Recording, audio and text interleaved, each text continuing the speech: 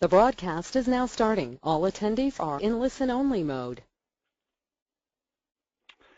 Hello, and thank you very much for attending today's webinar. Welcome to our third and final webinar in our series of free events entitled Helping SMEs to Plan and Manage Safe Journeys. These series of events have been supported by the Department for Transport, and as I say, we've had two previous webinars, and we have one free seminar taking place in March, which I will speak about shortly. Thank you very much for logging in today and listening in to this webinar. A recording of this webinar will be available afterwards along with presentations via our website, and a link to these will be sent to you shortly after the webinar. I'd like to thank today's speakers for giving up their time for this webinar, and I will introduce all three shortly. We have Ray Engley from Road Haulage Association, we have Dan Basicik from the Rail Safety and Standards Board, and Julie Fitzell from QDEL Group.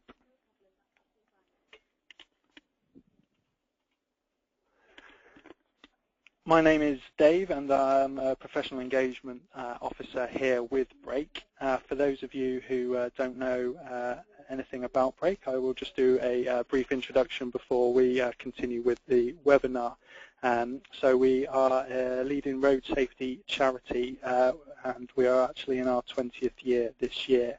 The aim of the charity is twofold. Firstly, we support victims of road crashes and bereaved families who have lost loved ones through road crashes, and also those seriously injured. We do this through support services and a helpline. Secondly, our other aim is to prevent these crashes happening in the first place through campaigning and education work. As part of the education work here at Brake and part of the team that I work in, we run a membership scheme called Brake Professional. This is for fleets and road safety professionals, sharing best practice.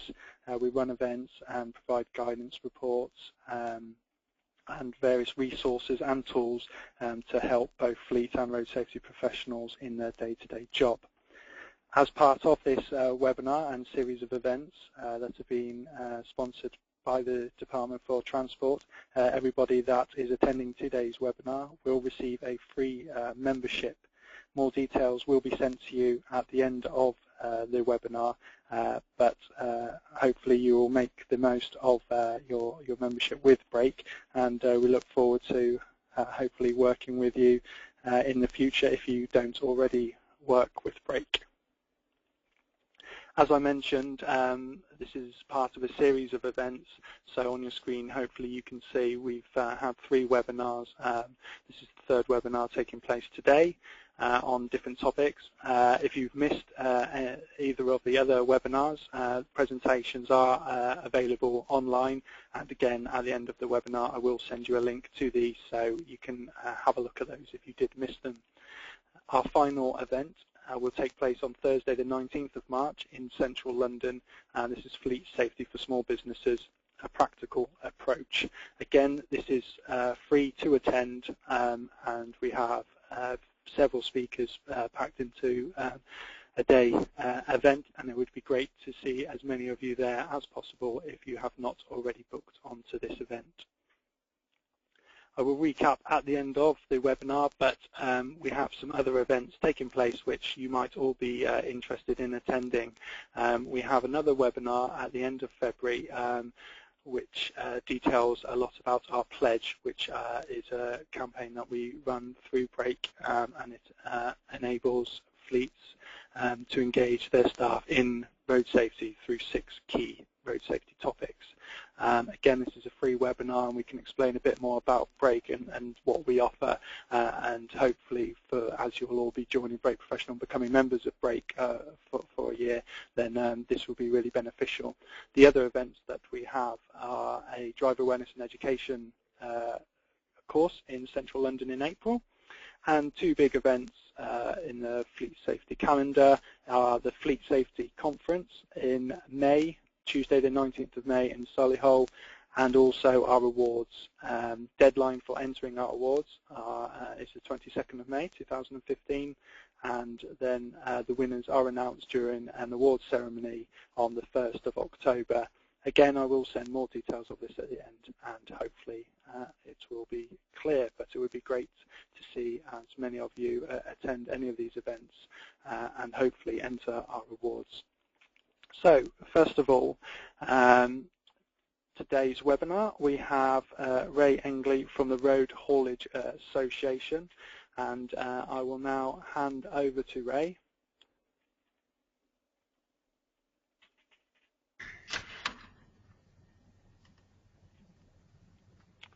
Hi, Ray.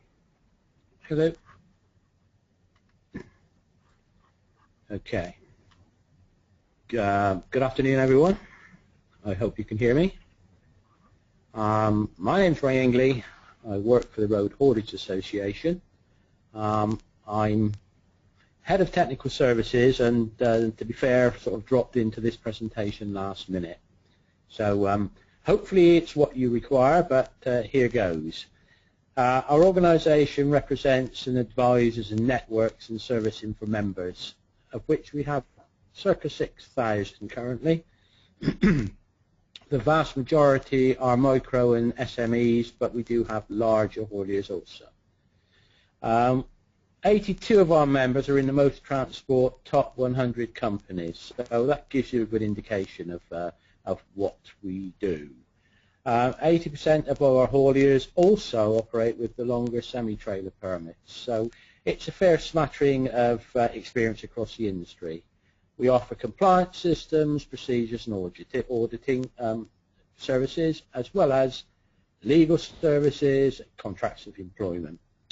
We also have a training department and we have trained 800 plus driver CP train the trainers, and we actively train transport managers in CPCs. Hopefully that's got rid of the commercial, and we'll get to where we need to be. Road haulage, increasingly an IT-driven service industry.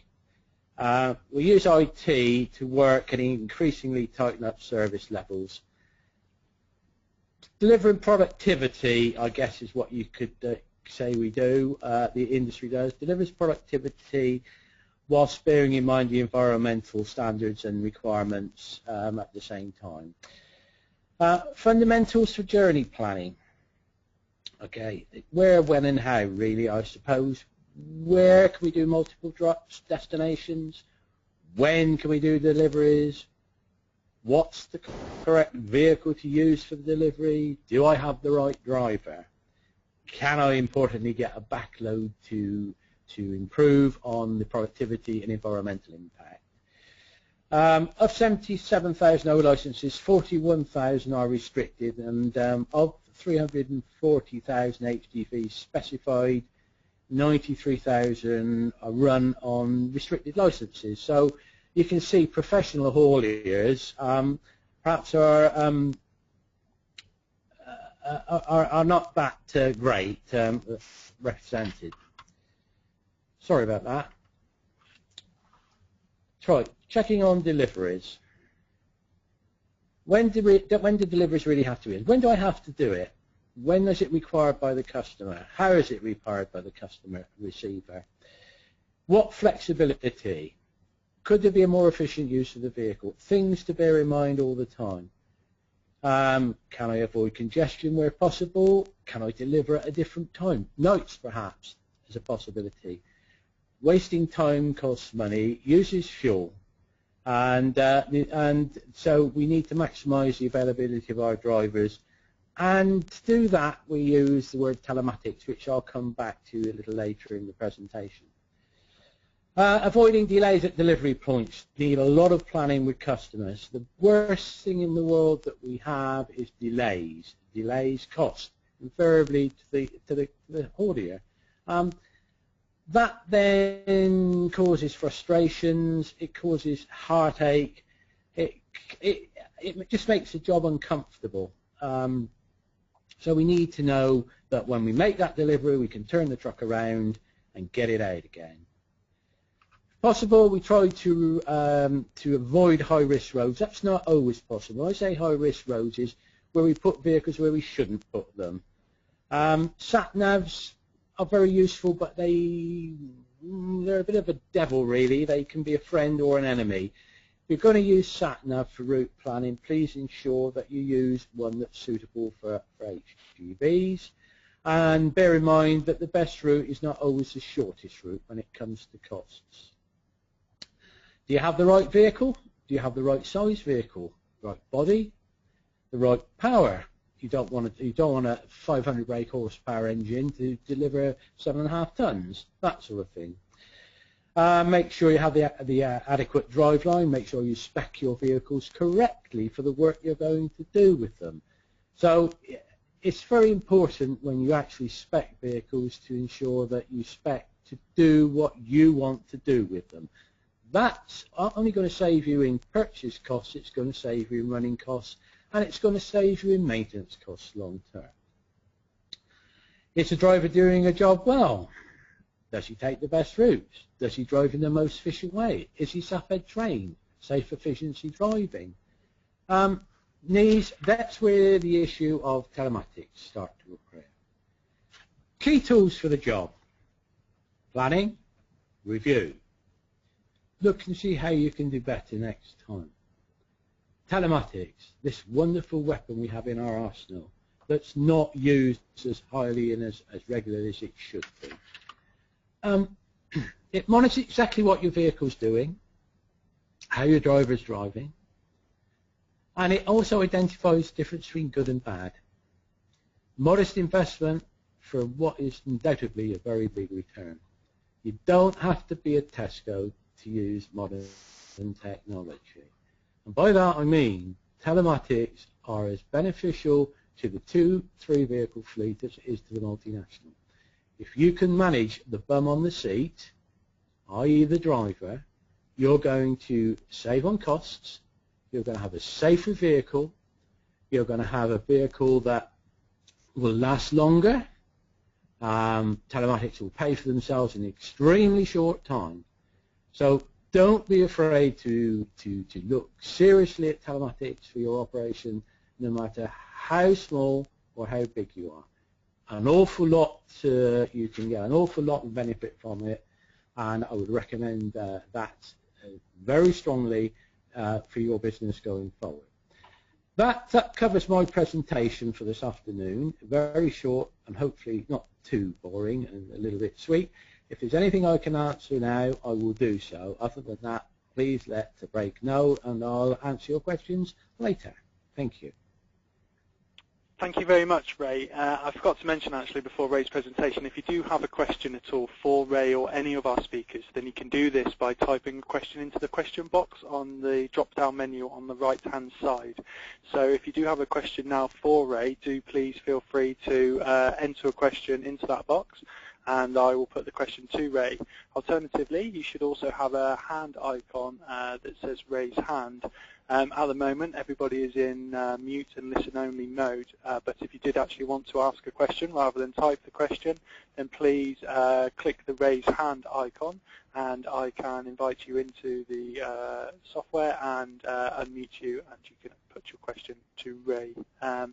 Thank you very much, Ray. There, with regards to you saying about managing journeys and people, the best journey isn't always the shortest journey. I guess people will often look at either the shortest route or the quickest routes, but how often do people actually consider the safest route? Is this something that you come across with the association and people you speak to actually in the industry? How many people consider that and actually consider what is the safest route rather than actually looking at just what is the quickest or the cheapest or the shortest? I think, yeah, traditionally and historically it's always been how fast can I get from A to B. Invariably that means you're going to be on roads that probably aren't the safest because it's maybe the most direct. It's going to be subject to more congestion, therefore the chances of having an accident or getting delayed are going to be greater. So safer routes are sometimes maybe a little longer, but far far cheaper and generally take less time. So yes, it's a new trend coming into the industry, but telematics allow us to do that because we can monitor what it takes to do the journey. And you mentioned there telematics, and as you said, it's a modest investment. You don't have to be a Tesco to use this technology. I guess the idea is that actually there's such a wide range of products out there that even if you only have, say, 3 vehicles on the road, it's kind of worth investing or looking at telematics to kind of get the most out of your company, especially if you are a small business that with minimal profits. I guess the idea is that actually this can help in the long term, help you kind of optimize that travel time. Yeah, it's a bit like specifying your vehicle. What do you want from that piece of equipment, that piece of technology? If you spec it correctly, you'll get exactly what you want. If you want an all-singing, all-dancing telematics system, it will no doubt cost you a lot of money, and most probably the amount of information being produced will be totally meaningless to you, and therefore an expense you don't really need. The secret is being very sure of what you want from your telematics and making sure you spec it to that degree. No, that's brilliant. Well, thank you very much, Ray, for your time today and for stepping in at the last moment in place of your colleague. So we really do appreciate your time today, and thank you very much. So next, I'm going to hand over to Dan Basicic from the Rail Safety and Standards Board. Wonderful. Okay. Dave, can I just check that we've got the right screen coming up now and that we've got the full slideshow rather than the background screen? I've got a black screen, unfortunately. You've got a black screen. Okay, let's try this again. How does that work?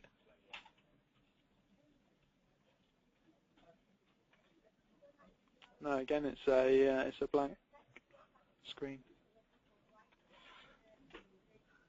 Okay.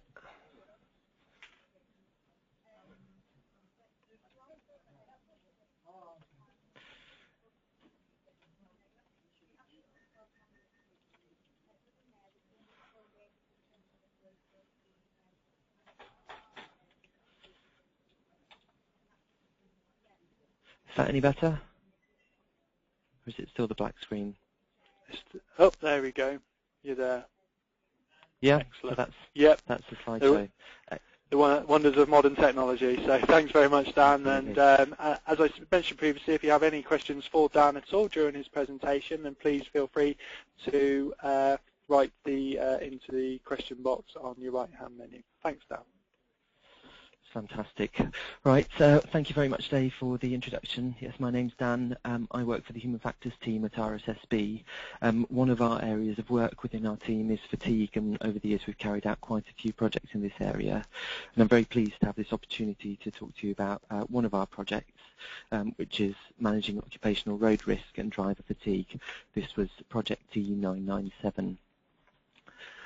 Just a bit of background for you. We are the Rail Safety and Standards Board Limited, but we call ourselves RSSB. We were set up in April 2003. We're a not-for-profit company owned and funded by major stakeholders in the rail industry in Great Britain.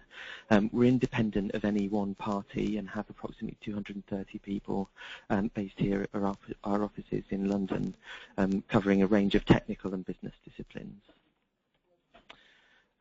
Broadly, if you look at the rail industry, you have Network Rail and other infrastructure managers, and obviously train operators as well. These organisations and their suppliers are shown in green on this particular slide. The Department for Transport provides strategy and some of the funding for the industry, and the Office of Rail Regulation is a safety and economic regulator. In terms of RSSB, my boss describes our role as essentially being the glue that holds it all together. Our role in the industry landscape, which is made up of multiple companies, is to essentially foster cooperation between different companies so that they can work together safely and effectively. We have a range of products and services, from risk models to the industry rulebook and other standards on railway operations, rolling stock and infrastructure, from research projects to innovation activities, from data to decision-making tools. Network Rail and many train operators are required by the Railways Act to become RSSB members, but many other organisations join RSSB on a voluntary basis. Okay, so getting on to the topic area, we're going to be talking about fatigue, but let me give you some context first of all in terms of road safety. Road traffic collisions result in thousands of serious injuries and deaths across Britain's roads every year. In 2011, which is when this project was done, there were just under 2,000 fatalities and over 23,000 serious injuries on Britain's roads. I've just looked up the most recent figures, which are the 2013 figures, and they show a slight decrease in the region of 1,700 fatalities and 21,000 serious injuries. So that's the context within the general population, but what about work-related driving? Well, it's estimated that 25 to 33% of all serious and fatal UK road traffic incidents involve drivers on the road for work purposes. If you look at the Royal Society for Prevention of Accidents figures, they put these figures as high as 40%.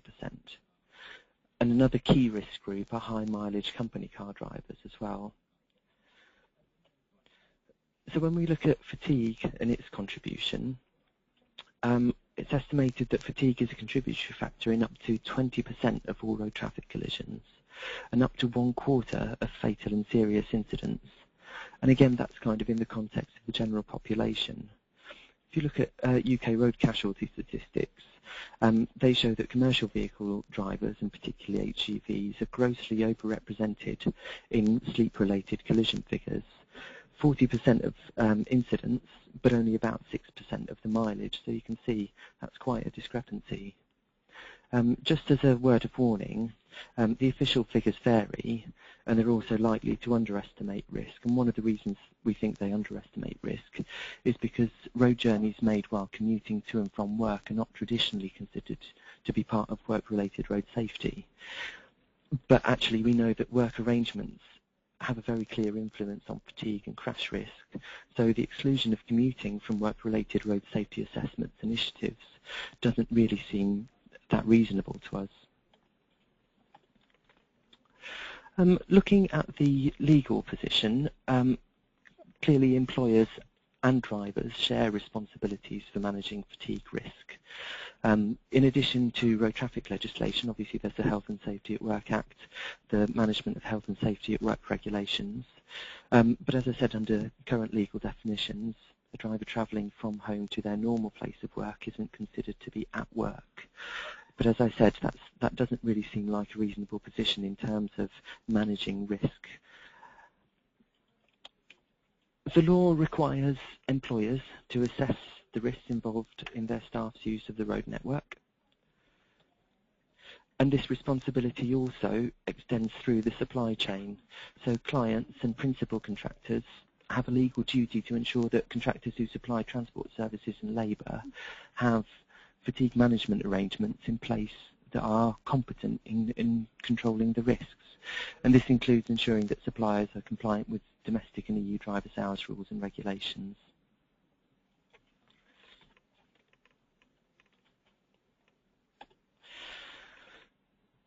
Although their duty is narrower, employees also have a duty to manage their own sleep and fitness to drive. They must clearly cooperate with their employer on measures to reduce fatigue risk. And finally, there are obvious costs involved when a member of staff has a road traffic collision while at work, such as repairs and insurance claims, but actually the true costs are nearly always much higher than employers and individuals realise. Costs that aren't covered, for example, by insurance include grief and suffering, loss of reputation, loss of contracts, emergency and medical services, staff downtime, reduced morale, individual and corporate prosecutions under a range of health and safety and general criminal laws. So there's a lot to consider. So moving on to the effects of fatigue, in these next few slides I just want to pick out a few of the key points that were raised during the research that we did. When we think about driver fatigue, we often think about people falling asleep at the wheel, but actually fatigue can affect your ability to drive long before you actually nod off. Fatigue's a cumulative state that increases in line with time on task or time spent driving. After 2 hours of driving, some aspects of driving performance are similar to having more than half the UK legal drink drive blood alcohol content.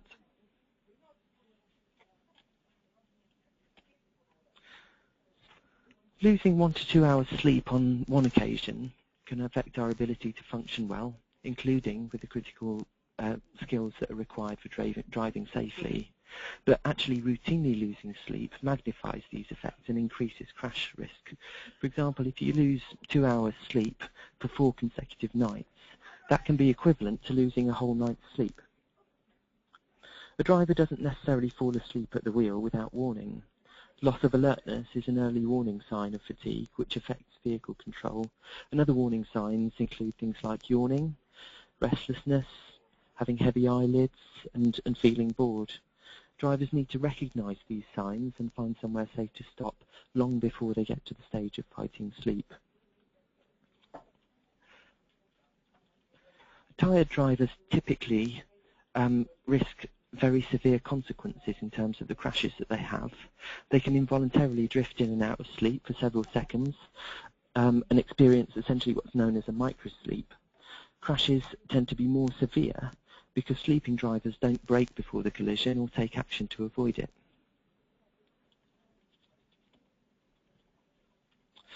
Most drivers are normally aware of when they feel sleepy, but some make conscious decisions to continue driving. For example, they might choose to ignore the risk due to work factors, due to management pressure, due to journey goals or a rush to get home, for example, due to a poor awareness of effective countermeasures, and they may underestimate the risk that they'll have a crash due to being impaired and falling asleep.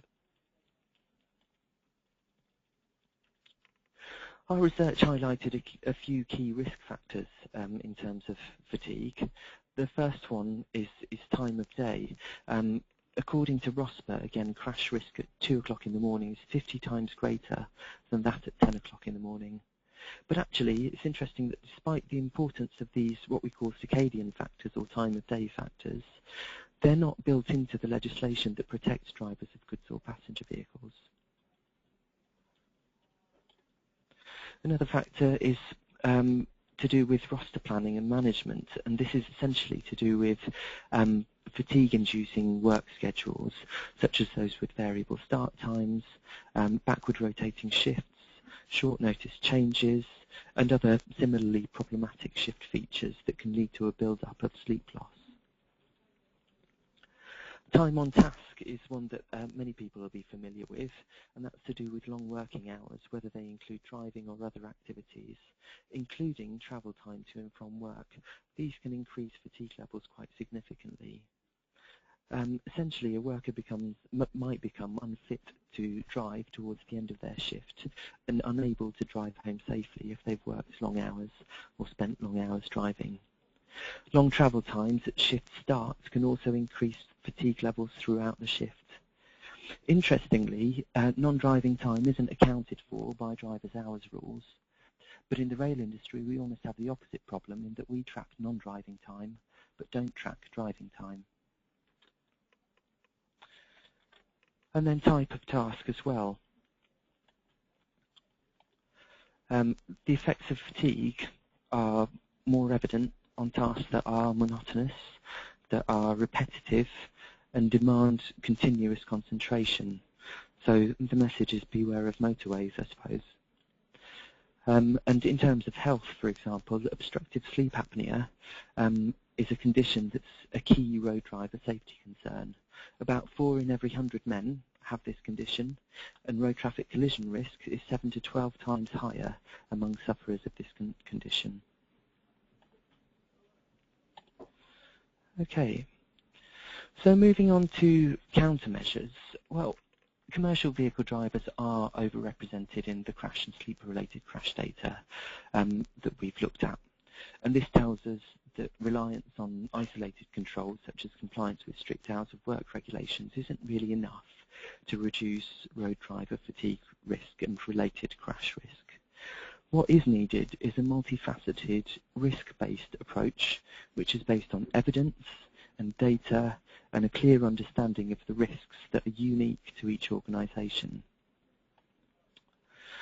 RSSB and the Office of Road Regulation have already published good practice guidance on key elements of a fatigue risk management approach, and this includes the importance of a policy which sets out the company's approach to managing fatigue risk. Implementation will obviously involve competence management, well-defined roles and responsibilities, visible senior management commitment, and also a positive safety culture. It'll involve setting up a team, for example, involving health and safety people, human resources people, fleet people, and safety reps, and also external partners, so those subcontractors that we were talking about. Once policy and standards on work-related driving have been set out, then obviously the responsibility for implementation can be delegated to specific individuals. There should be a dedicated risk assessment for work-related driving, and this should follow the same principles as for any other work activity.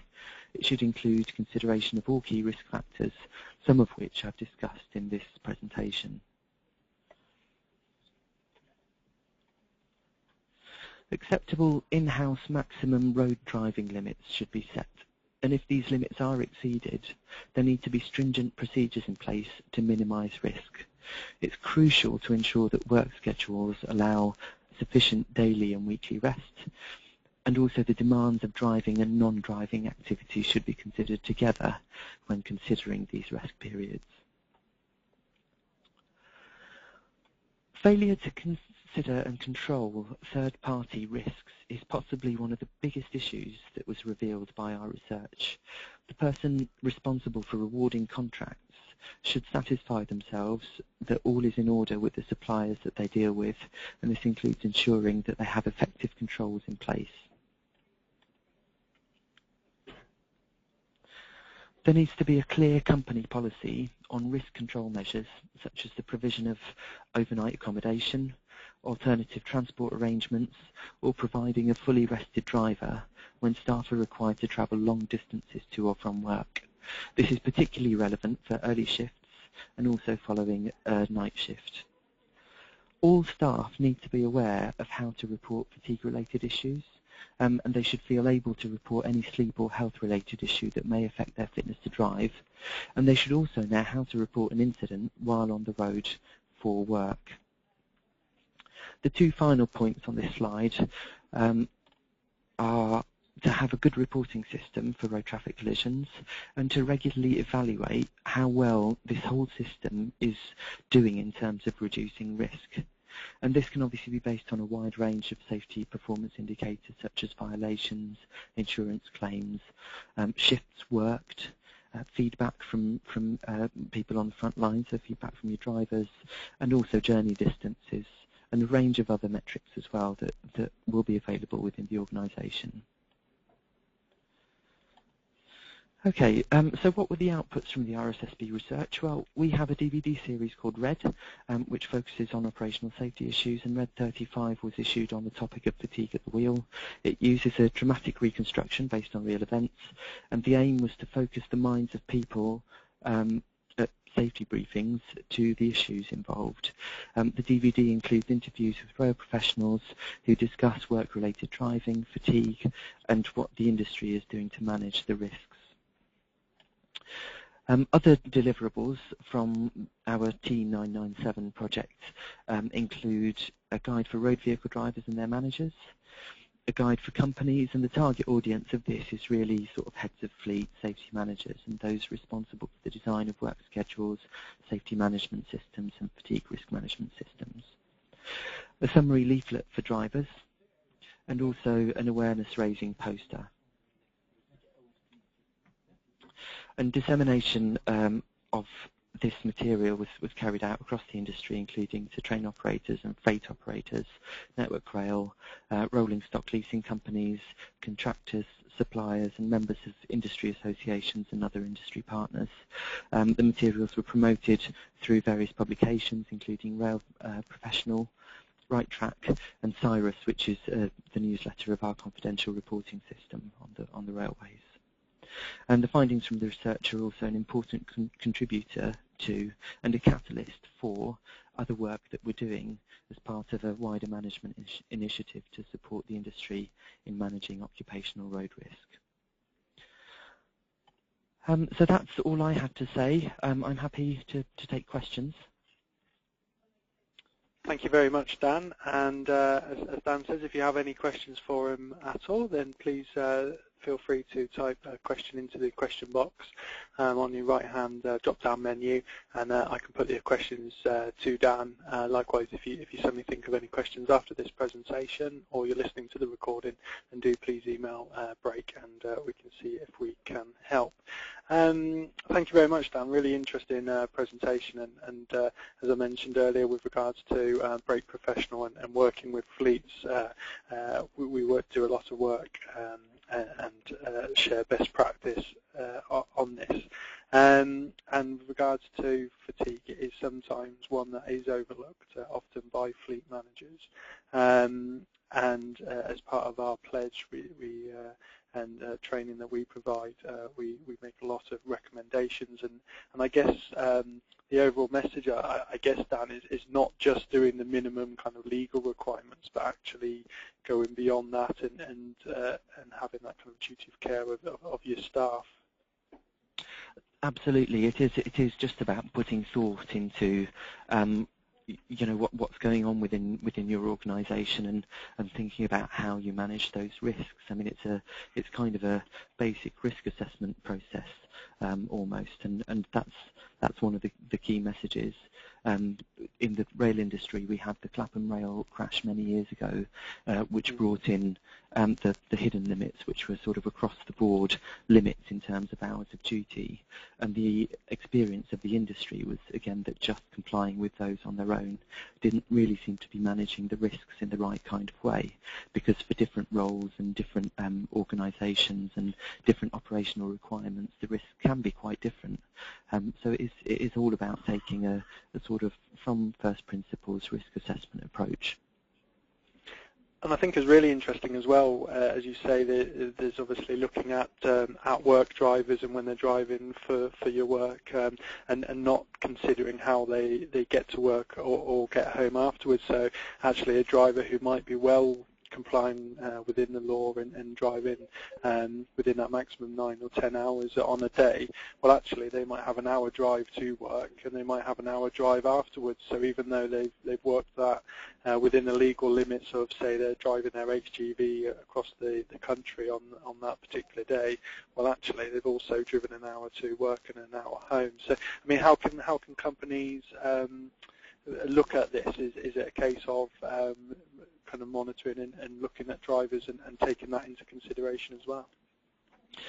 Absolutely. I mean, there are a number of different things, ranging from, you know, it's kind of sensibly looking at the risks and saying, okay, if I've got this job that needs doing, who's the closest person to that? I mean, that's kind of a rather simplistic approach. On the other hand, there's things that can be done about you know, competence management and engaging with staff in order to kind of understand their living arrangements and to educate them about, you know, what their commutes might be doing to them in terms of fatigue. So there are a range of different things that can be taken if you kind of sit back and say, okay, well, how do I reasonably engage with my employees? How do I reasonably plan the work activities? but essentially just being aware of that enables you to put into place various countermeasures as well. So, for example, if someone does have to travel for a long distance, carry out an overnight piece of work and then travel back at the end of it, you can think about saying, okay, well, do they need to travel back immediately at the end of the shift? Can we provide them with a room to stay with that's near the location where they're working so that they're not driving 2 hours back to their house? What are the other things that we can do about that? Can we provide them with a buddy who can drive for them, but who can be resting up during the shift? So there are a number of different sort of countermeasures that can be considered. Definitely, and this all comes down to kind of having the correct policy in place as well. And I guess the other important aspect, or I was going to ask you how important it is kind of whole company buy-in. So I guess it's from the driver being aware of what's expected of them and reporting tiredness or looking at their agenda and being able to freely say that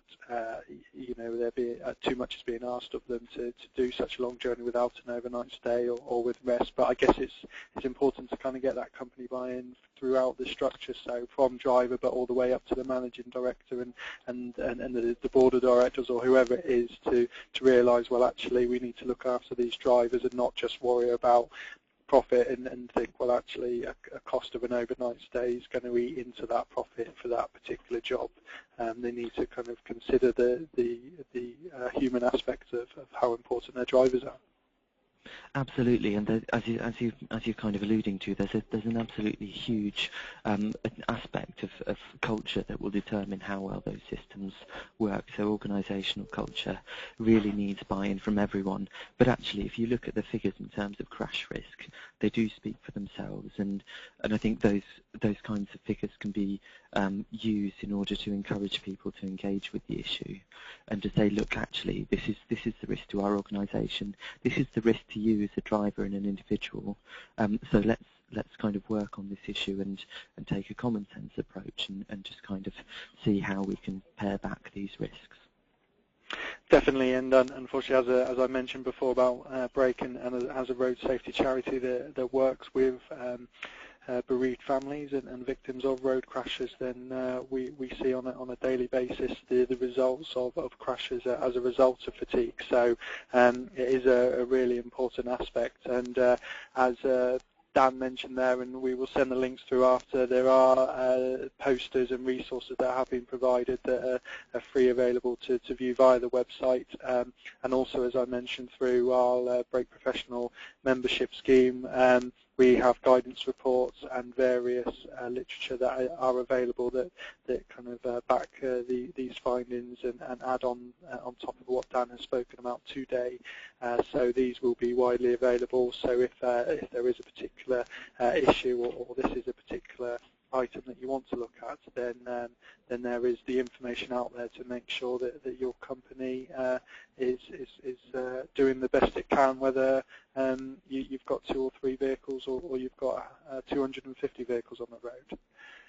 Thank you very much, Dan, for your time today, and thank you for that presentation. I appreciate your time, and like I say, if anyone has any questions for Dan, then please do put them to us, and we can put them to Dan at the end of the presentation. So finally, our final speaker, I'm now handing over to Julie Fitzell from QDEL Group.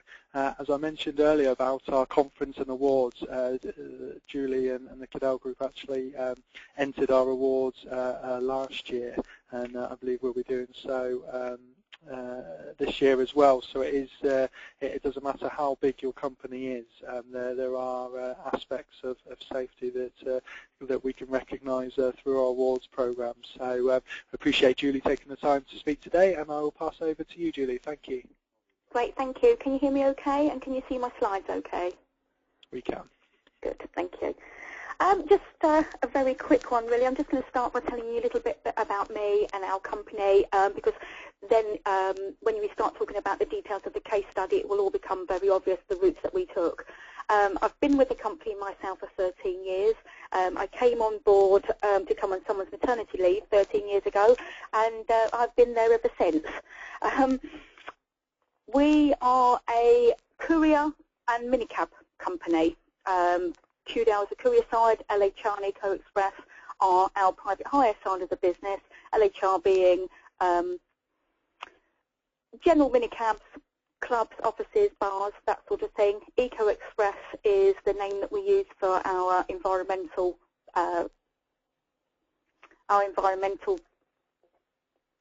sorry, I'm lost for words. I've been practicing my seminar all day and now I've forgotten it all.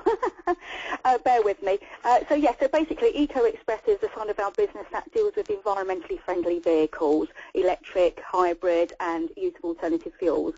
Currently we've got 10 to 12 courier vehicles, and within LHO Express we've got 150 private hire vehicles.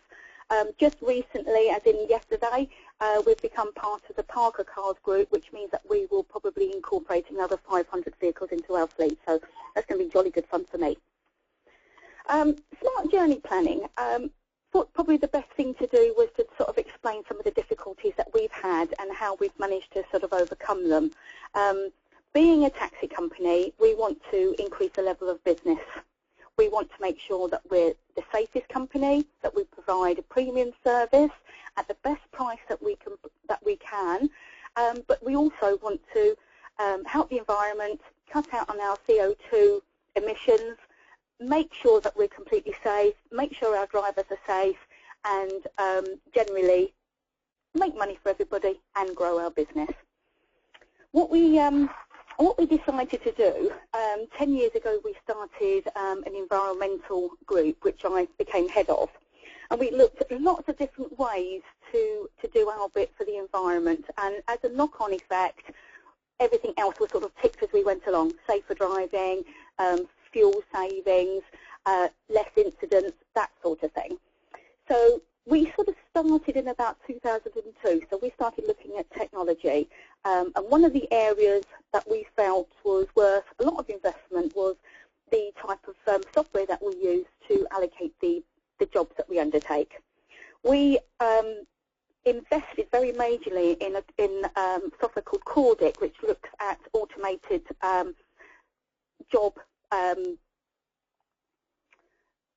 allocation. What you can do, you can look at every single driver that you have on your fleet and you can give them lots of different allocations. Is he executive? Is he a standard? Does he speak more than one language? That sort of thing. And also for the cars. Are they four-door saloons? Are they estates? Are they MPVs? If so, how many seats? Are they hybrid? Are they electric vehicles? Do they use biofuel? That sort of thing. So what we were able to do using that is to set up the system to automatically allocate the closest and most suitable vehicle for each booking that we have. This gives us a good thing, the reduction of dead mileage. Dead mileage for us is when the driver is driving to or from a pickup when he doesn't have a passenger on board. So we don't want very much of that at all. It also helps us because it gives us complete tracking with telematics, links to sat-nav, so we can monitor and track our drivers. We can look at the speed they're driving. So that helps us deal with any complaints and things that we might have at a later stage, because we can just quite openly open up the tracking information, look at the recording and send it to a customer if need be in time of a dispute. Good thing about this system is that it generates automatic calculation of CO2 emissions for us. So I can tell any one of my customers how many journeys they've had, what their dead mileage is, what their CO2 output is, the type of vehicles they've had, and basically their impact on the environment. So that was the main thing. We do use lots of other things which we've taken on board recently. We have cameras installed in our vehicles for front view cameras, front facing, to avoid fraudulent incidents on the roads at roundabouts, which we've been subject to several times. We've got them facing several areas within the vehicle to record things in case of hijacking. So there's quite a lot of things that we do and we take into place with technology. Alternative fuels. Now, that's something that we've been involved in since day one. In the old days, we used to have LPG vehicles. These days, it's not quite as nice to have LPG these days. We have full electric vehicles, motorcycles, couriers, courier vans and saloons, but we also have a large amount of hybrid vehicles, and these are great for business customers to and from Heathrow, which is where we're situated.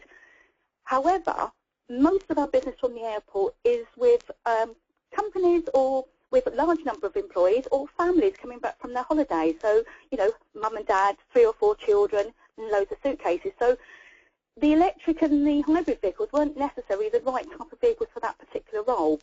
So we looked at alternative fuels, and we run our diesel vehicles on 100% recycled cooking oil.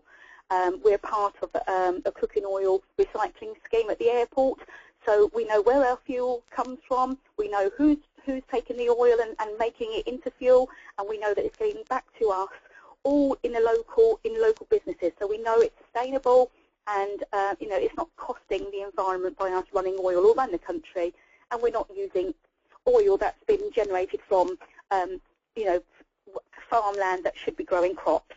So it's got a lot of things like that. Over the years, more efficient vehicles have come into place, so we've obviously jumped on the bandwagon with those and picked up on a load of the new ones with the very low CO2 ratings. This all helps. We did a lot of investment, that's sort of at the technology side, but we did a lot of other investment. There's lots of other things that are important to us. Our employees are important to us, and so are our drivers. We have office man 24/7. Our drivers, they drive for a living all day, every day. So obviously we have to be very careful about monitoring their shift patterns, making sure that they don't drive more frequently than they should, checking to make sure that their vehicles are up to scratch and standard and safe, and lots of bits and pieces like that. So we do a lot of work with the drivers. We send them all on smarter driving training, which is we currently have funded by the Energy Savings Trust. Basically, every single driver, when he comes on board to us, goes out in the safer driving and is taken through those rules and guidelines which we would ask him to continue with during his employment with us. And that just looks at planning your road journey, no quick braking, jerky movements, just basically watching the road and trying to ensure that, you know, you're being safe and that you're doing your best as well with your fuel economy. This went down really well, actually. I tried to explain some guys that have been taxi drivers for sort of 30 or 40 years, and they said to me, you know, you can't teach me anything new. I'm not going to do this. After I'd managed to talk the first person into it, it became quite good. Everybody wanted to do it.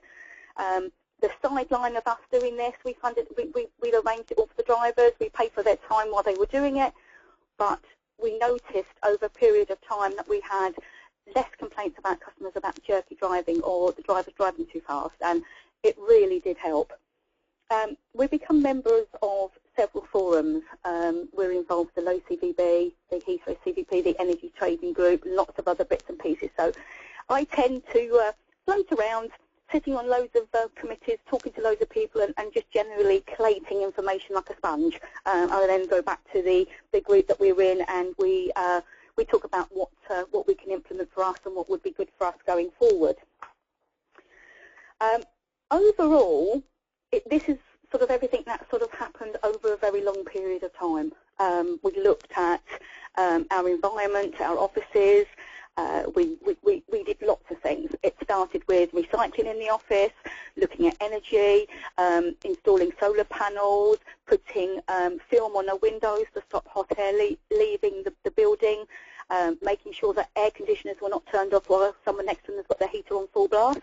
So there's lots of bits and pieces like that. And when we started moving over to the cars and the vehicles, that's when we started seeing a large amount of savings with CO2 emissions and things. So just to give you an idea of what we gained last year, we had a reduction on emissions of 892,383 kilograms.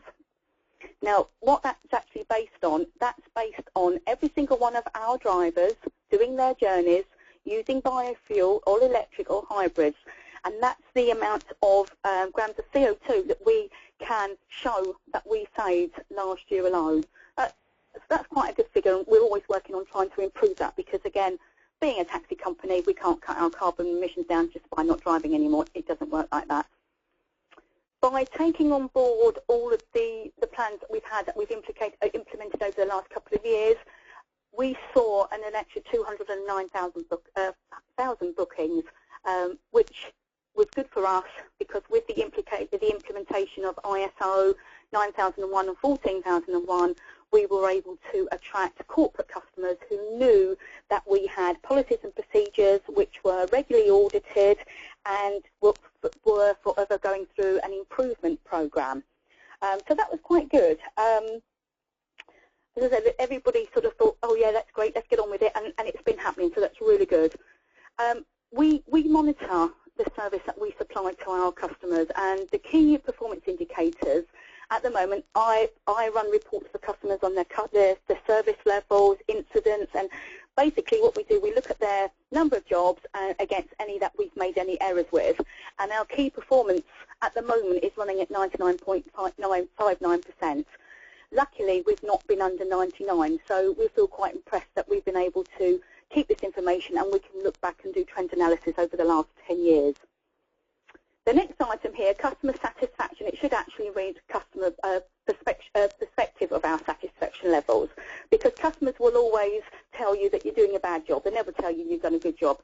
So after reviewing all of the customer satisfaction surveys and mystery shopping that we've done, we last year achieved an 89.30% in our customer satisfaction, or perspective of our customer satisfaction.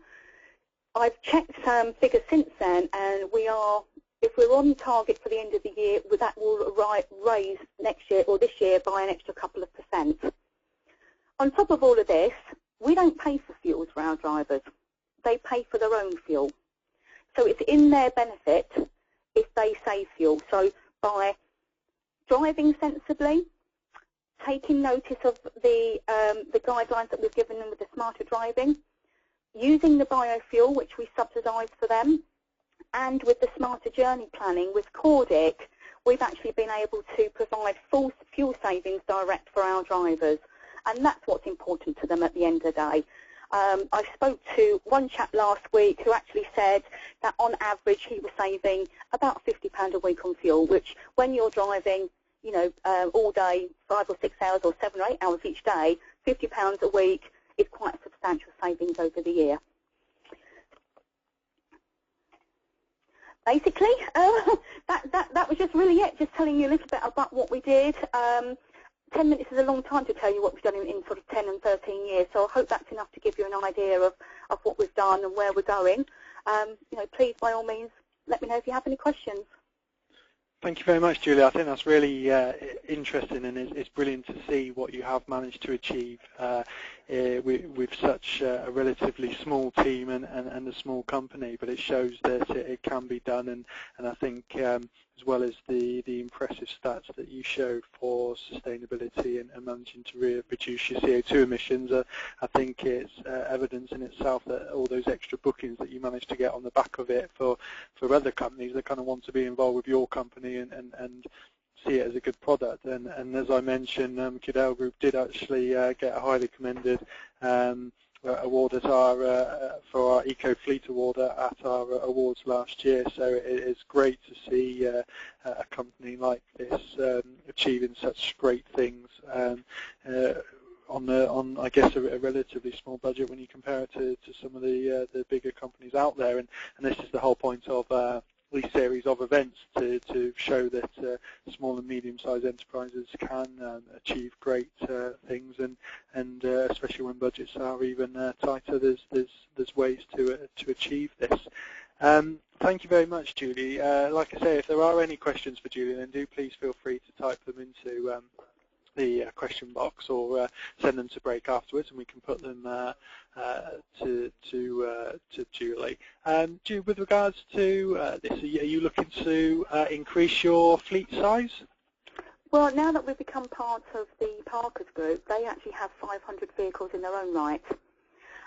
They don't have any ISO or CO2 tracking, so it looks like I will be involved with going through a similar situation where we incorporate all our vehicles together, and I will be hopefully seeing some more substantial savings and lots of entries into the awards.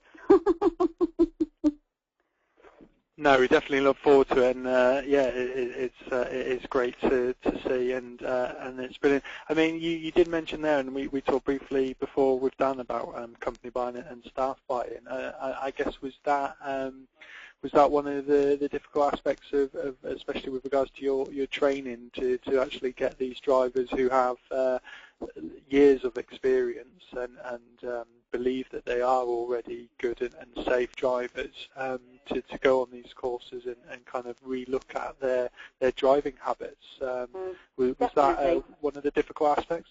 It was to start with, because when I came on board 10 years ago, you know, our drivers had been with us then sort of 10, 15 years. They've been driving taxis all their life.